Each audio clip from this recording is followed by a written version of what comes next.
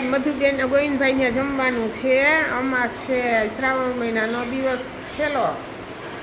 તો બાવાને બ્રાહ્મણને કયો જમાડે છે ગોવિંદભાઈ. આ એનો દીકરો છે, આ ગોવિંદભાઈ છે, આ મહારાજ છે.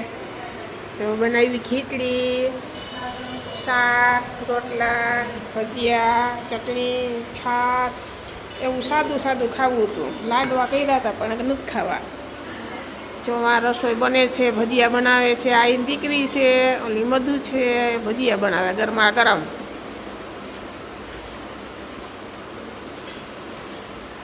હાલો જમી લઈ.